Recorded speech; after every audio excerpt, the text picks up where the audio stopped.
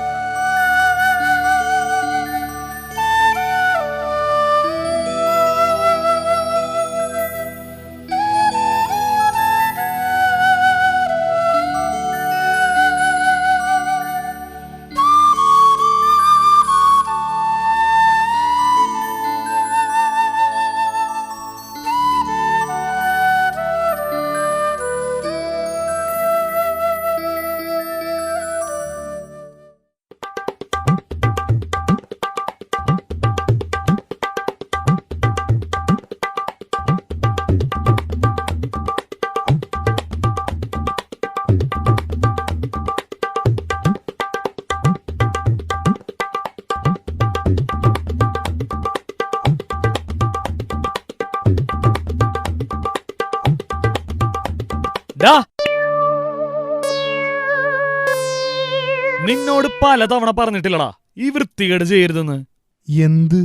ഓ, ഇനി അതെന്താണെന്ന് ഞാൻ വിവരിക്കണോ? ആശാൻ എന്തിനാണ് രാവിലെ തന്നെ ചൂടാവണത്? ഞാൻ എന്ത് ചെയ്തെന്നാണ് ആശാൻ പറയണേ? എടാ, അപ്പുറത്തെ വീട്ടിലെ ചേട്ടനെ എന്നും പരാതിയാണ് നിന്നെ ഞാനിവിടെ ജോലിക്ക് വെച്ചതിന്. നീ ഇവിടെ ഉള്ളതുകൊണ്ടേ ആ ചേട്ടന്റെ ഭാര്യയ്ക്കും മക്കൾക്കും അവിടെ ഉടുതുണി മാറാൻ പറ്റുന്നില്ലെന്ന്. ആദ്യം മര്യാദയ്ക്ക് ഓട്ടയില്ലാത്ത വീട് പണിയാൻ പറ. എന്താ? അതെ, ആശാൻ അനാവശ്യം പറയരുത്. മാന്യവും മര്യാദയ്ക്ക് തന്നെയാ ഞാനും ജീവിക്കണേ. ഉവ്വ, നിന്റെ മാന്യം മര്യാദയൊക്കെ നാട്ടില് പാട്ടാണ്. നാണാവില്ലടാ നാട്ടുകാരെ കൊണ്ട് അതും ഇതൊക്കെ പറയിപ്പിക്കാൻ. അല്ല, ഈ കട്ടിലിന്റെ പണി ഇതുവരെ കഴിഞ്ഞില്ലേ? ഇല്ല, ഇത് ആശാരിപ്പണിയാണ്. ഏച്ചു കൂട്ടാൻ ഇത്തിരി സമയമെടുക്കും. ഇത്തിരി സമയല്ലേ? ഇതിപ്പോ ഒത്തിരി സമയായല്ലോ. ഞാൻ തീർത്ത് തരാം. ഓ,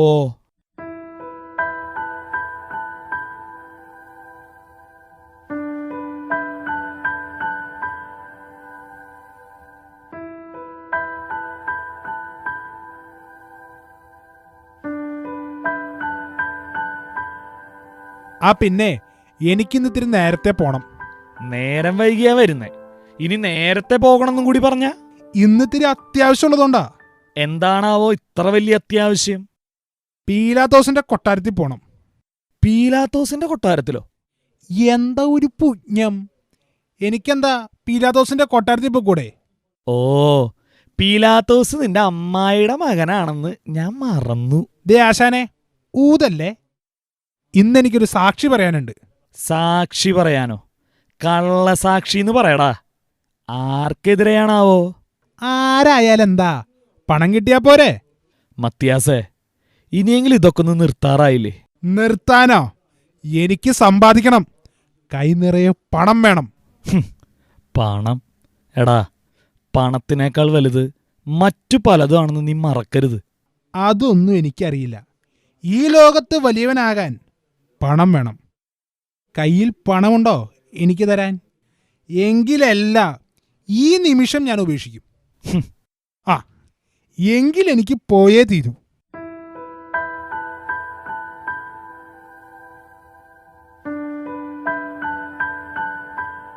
പിന്നെ ഷിമയോന്റെ വീട്ടിൽ കുറച്ചുകൂടി തടിയുണ്ട്. ദേ, ഇതിന്റെ ബാക്കി അതിങ്ങോട്ട് കൊണ്ടുവരണം. അത് ഞാൻ എത്തിക്കാം. അപ്പോ നാളെ കാണാം.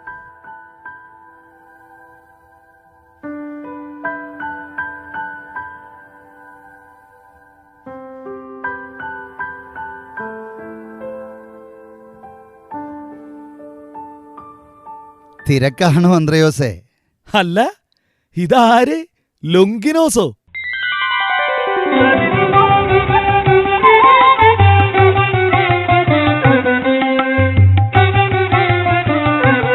എത്ര നാളായടാ കണ്ടിട്ട്? ഒന്നും പറയണ്ട, തിരക്കാടാ. നിന്നു തിരിയാൻ സമയമില്ല. ഒരു റോമൻ പടയാളിയുടെ തിരക്ക് നിനക്ക് ഊഹിക്കാവുന്നതല്ലേ ഉള്ളൂ. യുദ്ധവും ശിക്ഷ നടപ്പാക്കലും ഒക്കെ. അതൊരു ലോകം. ഞാൻ വിചാരിച്ചു നീ വഴിയെല്ലാം മറന്നെന്ന്. എനിക്കങ്ങനെ മറക്കാൻ പറ്റുവാടാ നിന്നെ?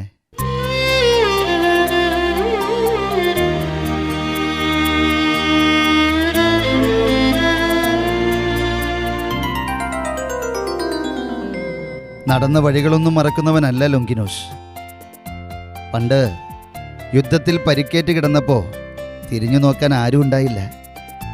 അവിടെ കിടന്ന് ചത്തുപോകേണ്ടിയിരുന്ന എന്നെ ജീവനിലേക്ക് തിരിച്ചു കൊണ്ടുവന്ന നിന്നെ ഞാൻ എങ്ങനെയാടാ മറക്ക? ഒറ്റക്കണ്ണനായിട്ടാണെങ്കിലും ലൊങ്കിനോസ് ഇപ്പോഴും ജീവിക്കുന്നുണ്ട് അന്ത്രയോസ്. നീ ആകെ മാറിപ്പോയി. സത്യം, മാറിയതല്ല, മാറ്റിയതാണ് എൻ്റെ ജീവിതാനുഭവങ്ങൾ. ഇപ്പോൾ ഓരോ ശിക്ഷ നടപ്പാക്കുമ്പോഴും ഒരുതരം ലഹരിയാ. പണ്ട് രക്തം കണ്ട് പേടിച്ചിരുന്ന ലൊങ്കിനോസ് അല്ല എന്ന്. പച്ചമാംസത്തിൽ കുന്തം കുത്തിയിറക്കുമ്പോൾ മനസ്സ് മുഴുവൻ സന്തോഷമാ. ഒരുതരം വൃത്തികെട്ട സന്തോഷം.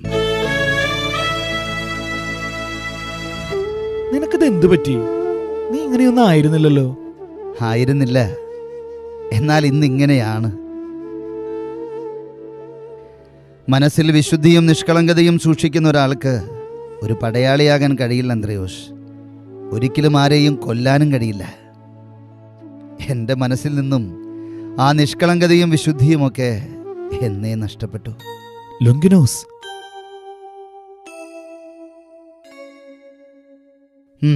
അത് പോട്ടെ. നിനക്കൊരു ജോലി തരാനാ ഞാനിപ്പോൾ വന്നേ. എത്രയും പെട്ടെന്ന് ഒരു കുരിശുണ്ടാക്കണം. കുരിശോ? അതെ, കുരിശ്. ഇതുവരെ ആരുമുണ്ടാക്കാത്തത്ര കനത്തിൽ, ഏറ്റവും നല്ല തടി കൊണ്ട്. പണം എത്ര വേണമെങ്കിലും ആയിക്കൊള്ളട്ടെ, എല്ലാ ചിലവും വഹിക്കാൻ ഒരു ജനം തന്നെ പിന്നിലുണ്ട്. ആർക്ക് വേണ്ടിയത്? ബറാബാസിനാണോ? ബറാബാസ്. ഞാനും അവനെയാ ഇതിൽ പ്രതീക്ഷിച്ചേ. അവൻ്റെ ചങ്കിൽ കുത്തിയിറക്കാൻ ഒരു കുന്തവും മൂർച്ചുകൂട്ടി വെച്ചിരുന്നു. പക്ഷേ തിരുനാളിൻ്റെ പേരും പറഞ്ഞ് അവൻ രക്ഷപ്പെട്ടു. പിന്നെ ആരാ? യേശു. യേശുവോ? അതെ, യേശു. ജനത്തെ വഴിപിഴപ്പിച്ചവൻ, സ്വയം ദൈവമാണെന്ന് അവകാശപ്പെട്ടവൻ. അങ്ങനെ എത്രയെത്ര കുറ്റങ്ങളാ അവൻ്റെ പേരിൽ. ഇല്ല, ആ മനുഷ്യനൊരു പ്രവാചകനാണ്. പ്രവാചകനോ? അതെ, രോഗികളെ സുഖപ്പെടുത്തുന്ന, പിശാചുകളെ പുറത്താക്കുന്ന, എന്തിന് മരിച്ചവരെ പോലും ജീവിപ്പിക്കുന്ന പ്രവാചകൻ. പ്രവാചകൻ? ഏത് പ്രവാചകനാ ജനങ്ങളെ വഴിതെറ്റിച്ചിട്ടുള്ളത്? സ്വയം ദൈവമാണെന്ന് അവകാശപ്പെട്ടിട്ടുള്ളത്? സീസറിന് നികുതി കൊടുക്കരുതെന്ന് അവൻ പറഞ്ഞു. ഒരു പ്രവാചകൻ. ബറാബാസ് ആയാലും യേശു ആയാലും നമുക്കെന്താ? ശിക്ഷിക്കുമ്പോൾ ബന്ധുക്കളില്ല, മിത്രങ്ങളില്ല. നിയമത്തിന് മുന്നിൽ എല്ലാം സമന്മാർ. ഇല്ല, യേശുവിനെ തറച്ചുകൊല്ലാൻ ഞാൻ കുരിശുണ്ടാക്കില്ല. അന്ത്രയോസ്, ഉറ്റ സുഹൃത്ത് സ്നേഹത്തോടെ ഏൽപ്പിക്കുന്ന ജോലിയല്ലിത്. ഒരു റോമൻ സൈനികനെ ഏൽപ്പിക്കുന്ന ഉത്തരവാദിത്വമാണ്. അതുകൊണ്ട് നീ ഇത് ചെയ്തേ പറ്റൂ.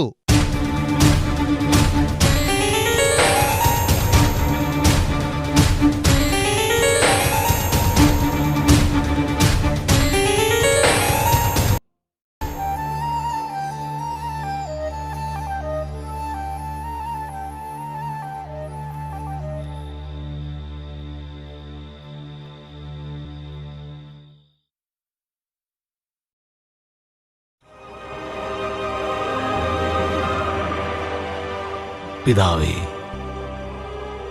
ഭൂമിയിൽ ഞാൻ ജീവിച്ചിരുന്നപ്പോൾ അന്ധരോട് കണ്ണു തീർന്നു. ഈ ആത്മീയ ദുഃഖം നിനക്ക് തരുന്നു. എൻ്റെ ചുറ്റുമുള്ളവരുടെ കണ്ണു തീർക്കട്ടെ. ആത്മാവിൻ്റെ കാഴ്ച ദാനമായി നീ നൽകണം. ഏൽ ഏൽ ലമാ സബക്താനി.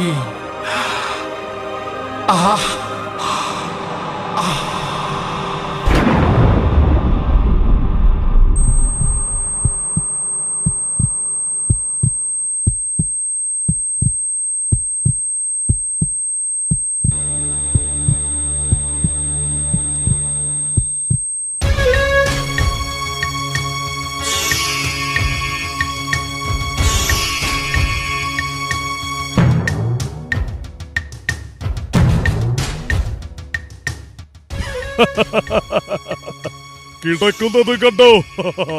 നാണമില്ലാത്തവൻ. അയ്യോ, അങ്ങനെയൊന്നും പറയല്ലേ.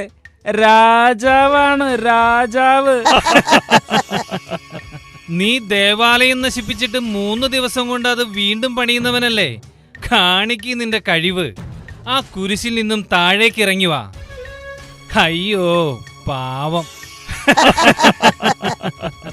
ഇവൻ ദൈവത്താ തിരഞ്ഞെടുക്കപ്പെട്ട മിശിഹ ആണെന്നല്ലേ പറഞ്ഞേ? ഇവൻ മറ്റുള്ളവരെ രക്ഷിച്ചു, തന്നെ രക്ഷിക്കാൻ പറ്റുന്നില്ല. ഒരു മിശിഹ. വലിയ അത്ഭുത പ്രവർത്തകനല്ലേ? മരിച്ചവരെ പോലും ജീവിപ്പിക്കുന്നവൻ, ഇവിടെ കാണിക്കേ നിന്റെ അത്ഭുതം. ഇവൻ ദൈവത്തിൽ ആശ്രയിച്ചിരുന്നല്ലോ. ദൈവപുത്രനാണെന്നല്ലേ പറഞ്ഞിരുന്നേ. ദൈവം ഇവനെ രക്ഷിക്കോ എന്ന് നോക്കാം. രക്ഷിക്കുവാണെ നമുക്ക് ഇവനിൽ വിശ്വസിച്ചേക്കാം. നിർത്ത്. എന്താ എന്താ ഇവിടെ ഒരു ബഹളം? ഇത് റോമൻ നിയമം അനുസരിച്ച് ശിക്ഷ നടപ്പാക്കുന്ന സ്ഥലമാണ്. ഞങ്ങളുടെ ജോലിയിൽ തടസ്സമുണ്ടാക്കരുത്. പരിഹസിക്കലും കളിയാക്കലും ഒക്കെ ആ കയറ് കെട്ടിയതിൻ്റെ അപ്പുറത്ത്. ചെല്ലേ, അങ്ങോട്ട് ചെല്ലാൻ. ഞങ്ങൾ ഒരു പരാതി പറയാൻ വന്നതാണ്. എന്ത് പരാതി? അത് ഞങ്ങൾ മേലുദ്യോഗസ്ഥരെ അറിയിച്ചോളാം. നിങ്ങൾ പോയി ശതാധിപനെ വിളിച്ചോണ്ടുവരൂ.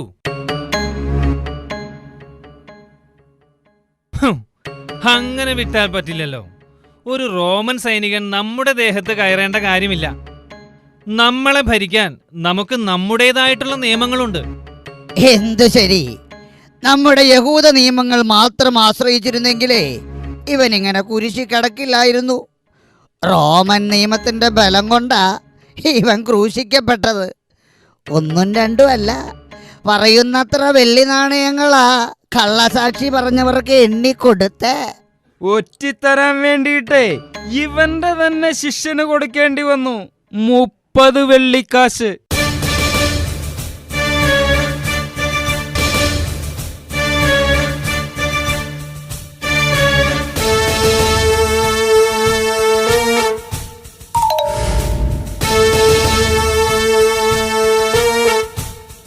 ഞാനാണ് ശതാധിപൻ. ആർക്കോ എന്തോ പരാതി ഉണ്ടെന്ന് പറഞ്ഞു. ഉണ്ട്. എന്താണ് പരാതി? നിങ്ങൾ ഈ പലകയിൽ എഴുതി വച്ചിരിക്കുന്നത് തെറ്റായ കാര്യങ്ങളാണ് ശതാധിപൻ. തെറ്റായ കാര്യങ്ങളോ? എനിക്ക് മനസ്സിലായില്ല. യേസൂസ് നസറായനോസ് റെക്സ് എവദിയോരും, യഹൂദരുടെ രാജാവായ നസറായൻ യേശു. ഇവൻ ഞങ്ങളുടെ രാജാവല്ല, താൻ യഹൂദരുടെ രാജാവാണെന്ന് അവൻ പറഞ്ഞു എന്നാണ് എഴുതേണ്ടത്. ഈ കാര്യത്തിൽ ഞങ്ങൾക്കൊന്നും ചെയ്യാനില്ല. മുകളിൽ നിന്നും പറഞ്ഞതനുസരിച്ചാണ് ഞങ്ങൾ എഴുതി വച്ചിരിക്കുന്നത്. എന്തെങ്കിലും പരാതിയുണ്ടെങ്കിൽ പീലാത്തോസിന്റെ കൊട്ടാരത്തിൽ പോയി പറയൂ. അദ്ദേഹം പറയുകയാണെങ്കിൽ ഞങ്ങൾ തിരുത്തി എഴുതാം. ഞങ്ങൾ ഇപ്പൊ തന്നെ പീലാത്തോസിന്റെ കൊട്ടാരത്തിലേക്ക് പോവുക. ഇത് മാറ്റി എഴുതാനുള്ള എഴുത്ത് പലക ശരിയാക്കി വെച്ചേക്ക്. വാടാ.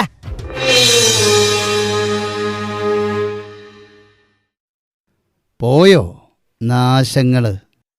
ഇവർക്കിനിയും മതിയായിട്ടില്ലേ?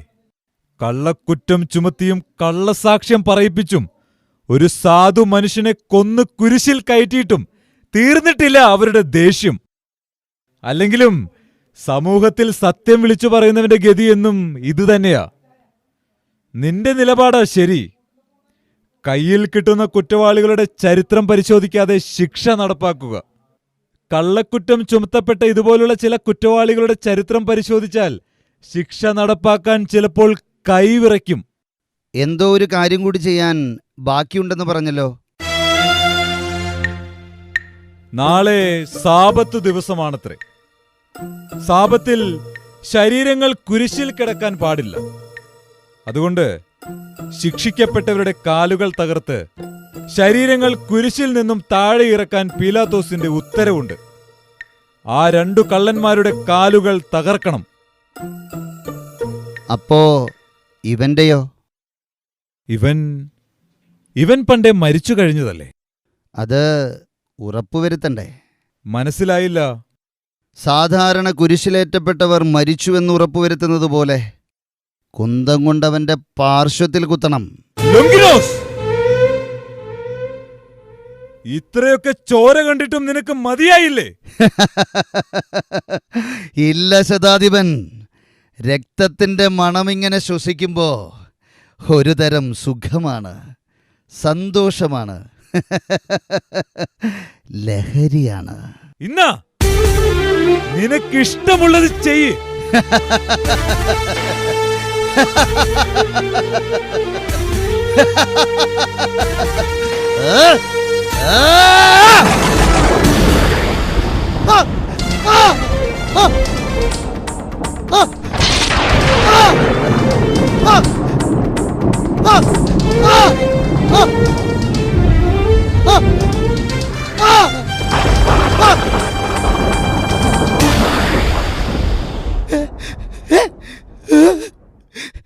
ശതാധിപൻ, എനിക്ക് എനിക്ക് കാഴ്ച കിട്ടിയിരിക്കുന്നു. എനിക്ക് കാഴ്ച കിട്ടിയിരിക്കുന്നു. ഈ പൊട്ടക്കണ്ണിന് കാഴ്ച കിട്ടിയിരിക്കുന്നു. എനിക്കിപ്പോ 2 കണ്ണും കാണാം. എനിക്ക് കാണാം. എന്റെ 2 കണ്ണുകൾ എനിക്ക് കാണാം. ദൈവമേ, ദൈവമേ.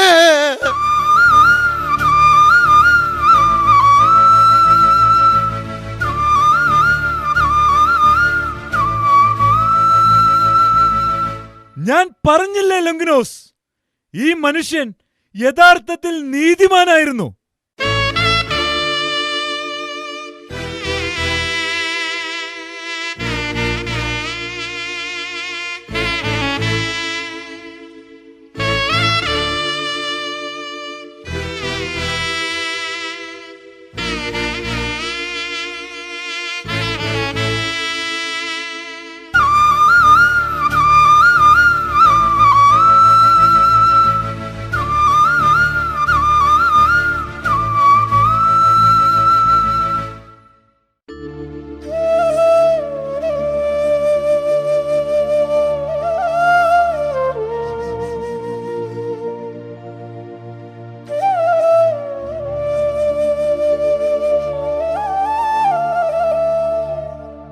അന്ത്രയോസ്, ഓ, നീയായിരുന്നോ?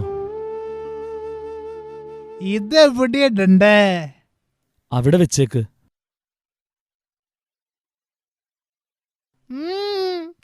എന്തു പറ്റി? ഒരു വിഷാദഭാവം. ഹേയ്, ഒന്നുമില്ല. അല്ല, നിങ്ങൾ വരുന്നില്ലേ? എവിടേക്ക്? ഗാഗുൽത്തായിലേക്ക്. ഈ ഭാഗത്തൊന്നും ആരുമില്ല, എല്ലാവരും അവിടെയാ യേശുവിനെ കുരിശിൽ തറയ്ക്കുന്നത് കാണാൻ. നീ മദ്യപിച്ചിട്ടുണ്ടോ? മദ്യപിച്ചിട്ടുണ്ടെന്നല്ല, മദ്യപിച്ചോണ്ടിരിക്കുക.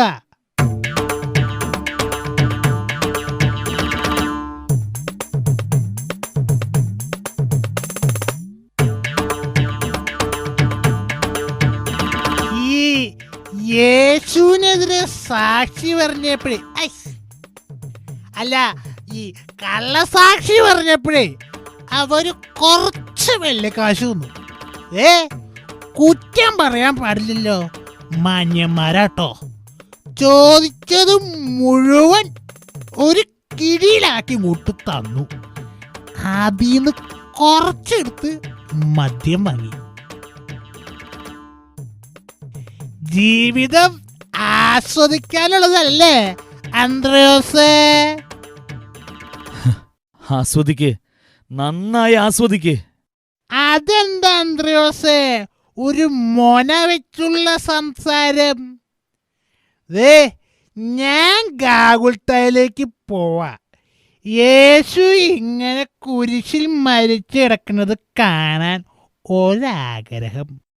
അവനെതിരെ സാക്ഷി പറഞ്ഞതല്ലേ? നിങ്ങൾ വരുന്നുണ്ടെങ്കിൽ വാ. ഞാൻ വരുന്നില്ല മത്തിയാസേ. ആ കുരിശുണ്ടാക്കിയത് ഞാനാ.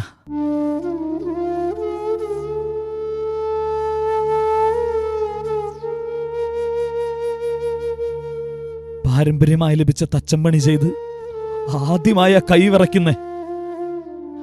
അളവുകളെല്ലാം തെറ്റി. എത്ര ശ്രമിച്ചിട്ടും കൂട്ടിയോജിപ്പിക്കാൻ കഴിയുന്നില്ല. എങ്ങനെയോ നിർമ്മിച്ചു കൊടുത്തുവെന്നേയുള്ളൂ. ആ കുരിശിൽ അവനങ്ങനെ മരിച്ചു കിടക്കുന്നത് കാണാൻ ശക്തിയില്ലാത്തതുകൊണ്ടാ. എല്ലാവരും കൂടി ഒരു പ്രവാചകനെ ശാപം കിട്ടും മത്തിയാസേ. ശരിയാ, ശാപം കിട്ടും. തലമുറകളോളം നീണ്ടിരിക്കുന്ന ശാപം. പക്ഷേ ആ ശാപത്തില് കള്ളസാക്ഷി പറഞ്ഞ ഞാൻ മാത്രല്ല, കുരിശുണ്ടാക്കിയാൽ നിങ്ങളും ഉൾപ്പെടും.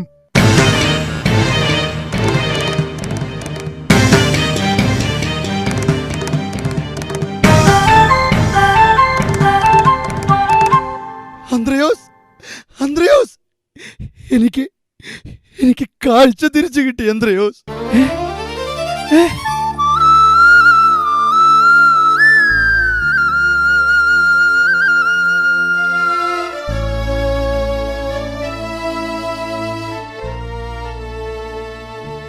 ഇതെങ്ങനെ സംഭവിച്ചു? നാളെ സാപത്തായതുകൊണ്ട് കുരിശിൽ തറയ്ക്കപ്പെട്ടവരുടെ കണങ്കാലുകൾ തകർത്ത് ശരീരങ്ങൾ താഴെ ഇറക്കണമെന്ന് പീലാത്തോസിന്റെ ഉത്തരവ്. യേശു മുൻപേ മരിച്ചു കഴിഞ്ഞിരുന്നു. അതുകൊണ്ട് അവന്റെ പാർശ്വത്തിൽ ഞാൻ കുന്തം കൊണ്ട് കുത്തി. അവിടെ നിന്നും തെറിച്ച രക്തവും വെള്ളവും എന്റെ ഈ പൊട്ട കണ്ണിലാ വന്ന് വീണ്. അപ്പൊ തന്നെ എനിക്ക് കാഴ്ച കിട്ടി. മരിച്ചിട്ടും അവൻ എനിക്ക് വേണ്ടി അത്ഭുതം പ്രവർത്തിച്ചു. ഞാൻ പറഞ്ഞില്ല ലോങ്കിനോസ്, അവനൊരു പ്രവാചകനായിരുന്നു. അല്ല അല്ല, നീ പറഞ്ഞതുപോലെ അവനൊരു പ്രവാചകനല്ല, ദൈവമായിരുന്നു. ദൈവമേ, ഞാൻ അങ്ങയെ തിരിച്ചറിയാതെ പോയി. ഒരുപാട് വേദനിപ്പിച്ചു. മാപ്പ്, എന്നോട് ക്ഷമിക്കൂ.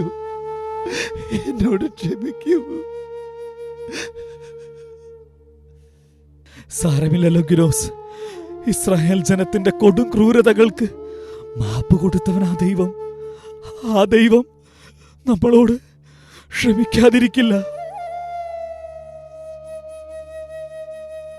അന്ത്രയോസ്, ഈ ലൊങ്കിനോസ് എന്ന പടയാളി ഈ നിമിഷം ഒരു തീരുമാനമെടുക്കുക.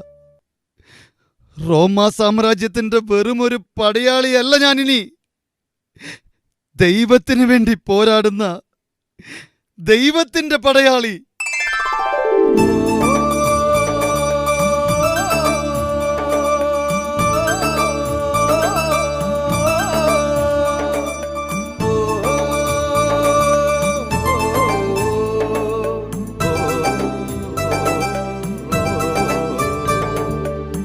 ദൈവം ചിലപ്പോൾ അങ്ങനെയാണ്. തന്നെ കുത്തിമുറിവേൽപ്പിക്കുന്നവരുടെ ജീവിതത്തിൽ പോലും അത്ഭുതങ്ങൾ പ്രവർത്തിക്കും. എന്തിനാണെന്നോ, ആ ജീവിതങ്ങളെ വിശുദ്ധീകരിക്കാൻ, നന്മയുള്ളതാക്കി തീർക്കാൻ. ശക്തമായ പ്രതിജ്ഞ പോലെ തന്നെ ലൊങ്കിനോസ് ദൈവത്തിന്റെ പടയാളിയായി മാറി. ആദിമസഭയിലെ ശക്തനായ നേതാവായിരുന്നു അദ്ദേഹം. ദൈവത്തിനും സഭയ്ക്കും വേണ്ടി പ്രവർത്തിച്ച ധീരയോദ്ധാവ്. അതുകൊണ്ട് തന്നെ ദൈവം അദ്ദേഹത്തെ വിശുദ്ധിയിലേക്ക് ഉയർത്തി. അദ്ദേഹം ഇന്ന് വിശുദ്ധ ലൊങ്കിനോസാണ്.